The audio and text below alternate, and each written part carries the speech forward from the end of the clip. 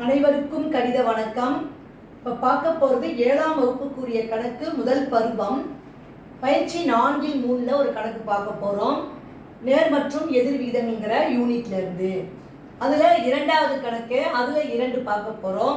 C is equal to KD என்பதில் C equal to 30 மற்றும் D is equal to 6 எனில் K இன் மதிப்பு காண்க அப்படின்னு சொல்லி கணக்கு கொடுக்கப்பட்டிருக்கு.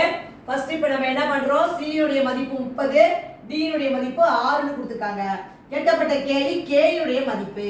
இப்ப பாருங்க, C is equal to KD அப்படிங்கறத கொடுத்திருக்காங்க.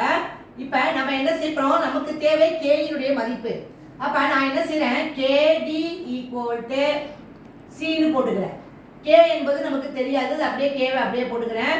D யோட மதிப்பு எவ்வளவு, 6 ஈக்குவல் டு C இன் மதிப்பு எவ்வளவு கொடுக்கப்பட்டிருக்கு, 30 னு கொடுக்கப்பட்டிருக்கு.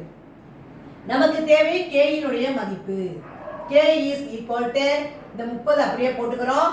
இடது பக்கத்துல 6 வந்து வலது பக்கம் கொண்டு போகும் பொழுது என்னதுக்கு வந்துரும், பெருக்கிட்டு இருக்கு, வகுத்தலுக்கு வந்துரும். இப்ப 30 6 வகுத்தோம்னா 1 6 6 5 6 30.